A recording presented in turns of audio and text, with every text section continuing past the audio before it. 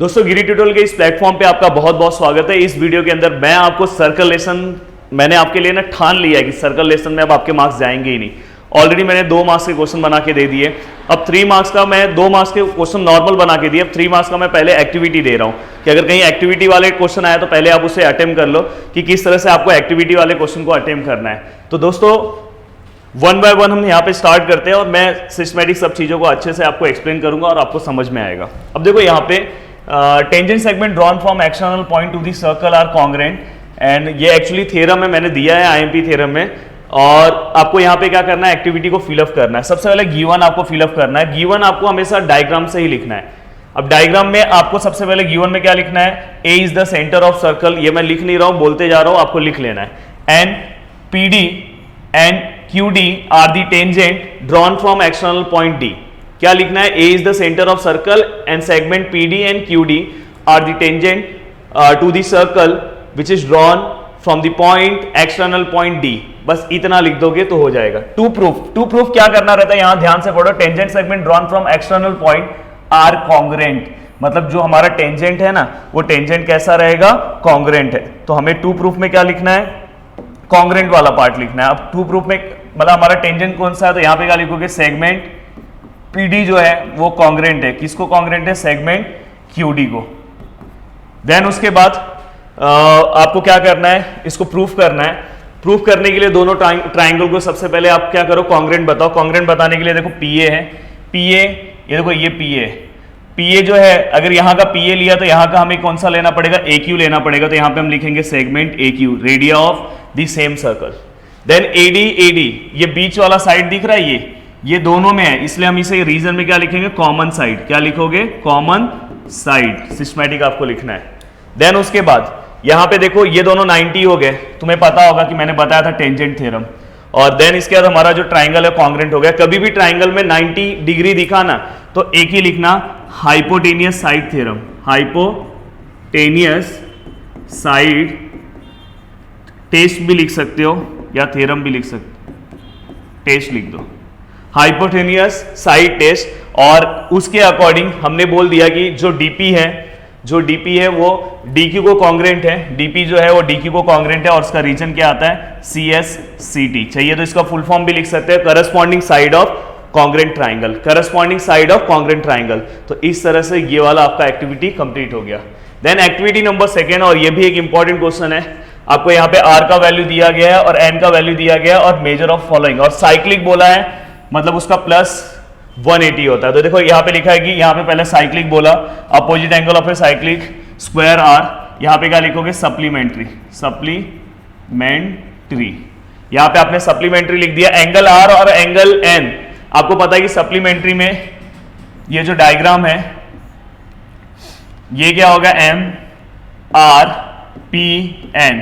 तो ये जो R है और ये जो N है, आपको रेड मार्कर इस पे दिख रहा होगा, ये दोनों का प्लस कितना होगा, ग्रीन भी दिख रहा होगा, ग्रीन भी दिख रहा है पर रेड अच्छा दिख रहा है व्हाइट पे। ये दोनों का प्लस कितना होगा, 180 होगा। तो यहाँ पे 180 डिग्री आएगा। अब देखो ये दोनों को प्लस करना है, यहाँ पे भी कितना आएगा, 180। अब देखो बीच का जो स्पेस मिसिंग है ना, ये जो बीच का स्पेस मिसिंग हो आपको वहां पे लिखना पड़ेगा। जब आप सॉल्यूशन सॉल्व करोगे यहाँ पे बीच में 2-3 स्टेप मिसिंग है तो यहाँ पे आपको लिखना पड़ेगा। ये दोनों को प्लस कर दो, पहले सबका डिग्री कैंसिल हो जाएगा। देन 5x और 4x को प्लस करोगे तो कितना आएगा, 9x। और ये देखो -13, यहाँ पे देखो -13 है, +4 है, -13 और +4 अगर करोगे प्लस माइनस -9 आएगा और इक्वल टू कितना आएगा, 180। समझ में आएगी नहीं, इक्वल टू कितना आएगा, 180। देन 9x इक्वल टू 180 + 9, तो 9x which is equal to 189। अब देखो आपको ये स्टेप मिल गया। अब ये स्टेप मिलने के बाद आपको अब नीचे क्या करना है पता है, x equal to 189 divide by 9। अगर आप इसको डिवाइड करते हो 9 को, यहाँ करता हूँ दिखाई नहीं देगा, यहाँ पे 9 को 189 से, तो 9 2 ज़ा 18 और 9 1 ज़ा 9। तो यहाँ पे 21, x इक्वल टू हमारा आंसर कितना है, 21 है। तो यहाँ पे आप 21 लिख सकते हो। अब जस्ट आपको क्या करना है, x की जगह पे वैल्यू पुटअप करना है। यहाँ पे भी x की जगह पे 21 पुट कर दो। जैसे ये देखो मैं एक पुट करके बता रहा हूँ, 5 × 21 - 13। अब देखो ये 5 × 21 करोगे तो 105 होगा। कर लो, आप मल्टीप्लाई कर लो, और -13। अब 105 में से अगर आप 13 माइनस करते हो तो यहाँ पे 2 आता है, यहाँ पे 92, तो इसका आंसर कितना आएगा 92 डिग्री। सभी जितने लोग इस वीडियो को देख रहे हैं यहाँ पे आपको वैल्यू पुट करना है x की जगह पे और मुझे इसका आंसर बताना है। जस्ट यहाँ पे 21 पुट करो, 4 × 21 कितना होता है आपको पता है 84, और उसमें 4 प्लस कर दो, आई थिंक 88 आंसर आएगा। अब देख लेना क्या आएगा। अब देखो ये क्वेश्चन बहुत ही मजेदार क्वेश्चन है। देखो इस क्वेश्चन को सबसे पहले समझने की कोशिश करो। अगर ये क्वेश्चन एक्टिविटी में ना आके नॉर्मल में आ गया तो आपको यहाँ पे क्या करना है, एक्स ए जो है ना, एक्स ए ये जो दिख रहा है ना ये और ये, इसको क्या करना है, कलर में यहाँ चेंज करता हूँ, ये और ये दोनों को ना आपको क्या करना है पता है, पैरेलल प्रूफ करना है। कभी भी अगर पैरेलल प्रूफ करना है तो हमारे पास 3 टेस्ट होते हैं। या तो आप इसे जेड वाले एंगल से, अल्टरनेट एंगल से कॉन्ग्रेंट बताओ, तो ये दोनों एंगल को अगर आपने कॉन्ग्रेंट बता दिया तो भी हो जाएगा। या तो आप यहाँ पे मोस्टली यहाँ पे हम अल्टरनेट एंगल ही लेते हैं, यहाँ पे आप इंटीरियर से ही बता सकते हो, पर अल्टरनेट एंगल से ही हमें बताना, तो हमारा लास्ट एम ये होता है अल्टरनेट एंगल। अब देखो यहाँ पे आपको क्या करना है, सबसे पहले इन्होंने क्या किया है, by the theorem of touching circle point x, जब 2 सर्कल एक दूसरे को टच होते हैं तो ये लिखना पड़ता है X Z Y are collinear. क्या है, एक दूसरे को कोलिनियर है। दिखाई दे रहा है ग्रीन मार्कर, थोड़ा सा रेड वाला ले लेता हूं, कोलिनियर लिखा है यहाँ पे, कोलिनियर। देन उसके बाद अब देखो यहाँ पे एक्स जेड ए, ये देखो यहाँ पे एक्स है, ये वाला एंगल, ये वाला जो एंगल है ना इसको कॉन्ग्रेंट होगा इस वाले, तो इस वाले एंगल का नाम क्या आएगा, बी जेड वाई। तो यहाँ पे एंगल क्या आएगा, बी जेड वाई। अब इन्होंने क्या किया पता है, ये दोनों एंगल को ए कंसीडर कर लिया है, तो इसलिए देखो यहाँ पे ए लिखा है। और बाद में पता है दोस्तों क्या हुआ, ध्यान से समझने की कोशिश करना। देखो ये वाला पार्ट और ये वाला पार्ट रेडियस है सर्कल का, देखो ये वाला छोटा डायग्राम इसलिए यहां बता रहा हूं, ये वाला पार्ट ये वाला रेडियस है, मतलब ये दोनों कॉन्ग्रेंट है। अगर ये ए है तो ये भी ए हो जाएगा आइसोसेलेस ट्रायंगल थ्योरम से। तो देखो यहाँ पे देखो X A congruent to X Z है, एक्स ए देखो X A congruent to X Z, and therefore यहाँ पे एक्स ए जेड है ना, ये वाला एंगल लिया ना, तो अब ये वाला भी क्या हो जाएगा, उसको कॉन्ग्रेंट हो जाएगा। तो यहाँ पे क्या है, एक्स जेड ए, एक्स ए जेड हो गया, तो यहाँ पे क्या आएगा, एंगल एक्स जेड ए। इसको चाहिए तो येलो दिख नहीं रहा होगा, इसको मैं दूसरे कलर से दिखा देता हूँ।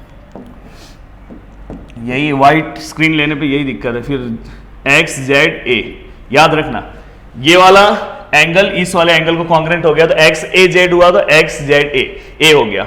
अब सेम वहां पे जैसा आपने यहां पे किया वैसे वहां पे भी होगा। वहां पे देखो ये रेडियस है और ये रेडियस है, अगर समझो आपने इसको ए लिया तो ये भी क्या हो जाएगा, आपका ए हो जाएगा, पर इसके पहले ये दोनों क्या है, कॉन्ग्रेंट है, क्योंकि रेडियस ऑफ सेम सर्कल है। तो देखो यहाँ पे B Z A, B Z Y, B Z Y, ये वाला ए है तो ये किसको कॉन्ग्रेंट हो जाएगा, ये वाला एंगल इसको हो जाएगा, तो इसका नेमिंग क्या आएगा, जेड बी वाई।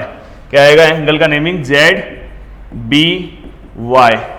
दिख रहा होगा आपको, जेड बी वाई। नहीं दिख रहा होगा तो मैं आपको बोल रहा हूं वहां से आपको दिखना है। अब देखो लास्ट में अगर आप ये तीनों को ध्यान से देखोगे, इसको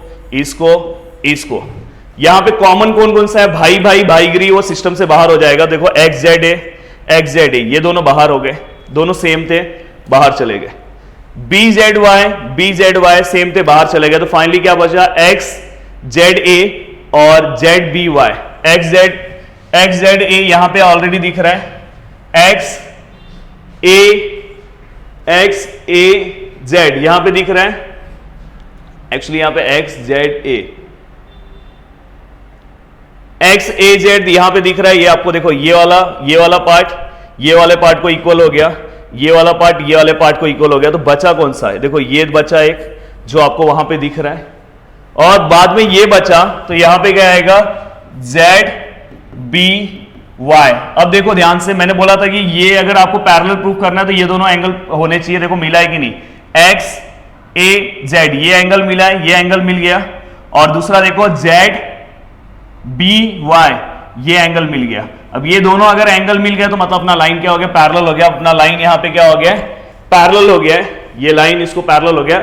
अब यहाँ पे अल्टरनेट एंगल लिख सकते हो, या तो कन्वर्स भी लिख सकते हो। यहाँ पे एक्चुअली कन्वर्स लिखोगे तो और अच्छा है, कभी भी हम पैरेलल प्रूफ करते हो तो by converse of alternate angle test, तो यहाँ पे आपको लिखना है।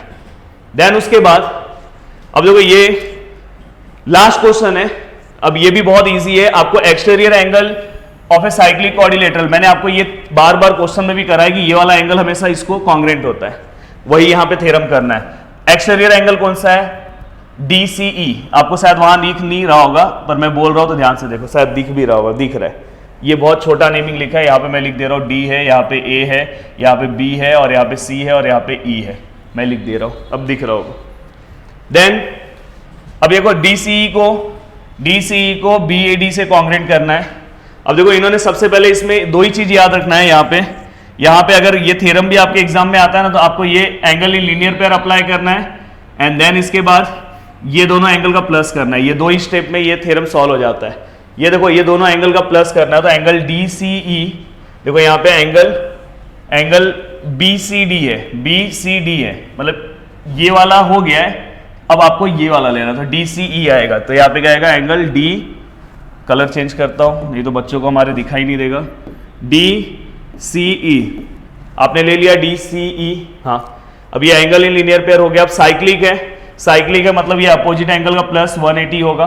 तो देखो यहाँ पे ऑलरेडी लिखा है BAD लिखा है, यहाँ पे एंगल BAD लिखा है, आपको ये एंगल का नाम लिखा है तो आपको इसका लिखना है, तो DCB लिख सकते हो या BCD लिख सकते हो। तो यहाँ पे मैं लिख रहा हूँ BCD। अगर आप दोनों और इक्वल टू क्या आएगा? 180 आएगा, इक्वल टू क्या आएगा? 180, क्योंकि दोनों का प्लस 180 होगा। अगर आप ध्यान से देखोगे और यहाँ पे भी प्लस कितना होगा? 180। ध्यान से देखोगे तो भाईगिरी सिस्टम से बाहर, ये दोनों जैसे ही बाहर होंगे ये दोनों एंगल एक दूसरे को इक्वल हो जाएंगे, बीच में यहाँ पे इक्वल आएगा। और देखो यहाँ पे लिखा है DCE, BCD लिखा है और यहाँ पे BAD लिखा है, तो यहाँ पे क्या आएगा? एक्टिविटी में आधा आंसर आपको वहीं पे दिया रहता है, ये वाला आएगा। देखो ये दोनों सेम हो गए, बाहर हो गए, ये वाला पार्ट को इक्वल हो गया। अब इक्वल होने के बाद दोनों में सेम कौन सा है? ये देखो ये दोनों सेम है, बाहर हो गया, ये वाला पार्ट इसको इक्वल हो गया और यहाँ पे हमारा थ्योरम क्या प्रूफ हो गया। तो इस तरह से आपको एक्टिविटी बेस्ड क्वेश्चन को सॉल्व करने आना चाहिए। बस आपने इतना भी प्रैक्टिस कर लिया तो एग्जाम के लिए बहुत बल्ले बल्ले हो जाएगी। मोस्टली आप बहुत सारे अलग अलग टाइप के क्वेश्चन सॉल्व कर रहे हो। अगर आपको अच्छा लग रहा होगा तो प्लीज कमेंट करना। तो मैं 3 मार्क्स का तो ऑलरेडी लेकर आ गया हूँ, 4 मार्क्स के क्वेश्चंस भी आपको सॉल्व करा दूंगा। तो थैंक यू सो मच दोस्तों, दिल से थैंक्स। बस हमारे मोटिवेशन को बनाए रखो और प्यारे कमेंट करने के लिए दिल से थैंक्स और जय हिंद दोस्तों।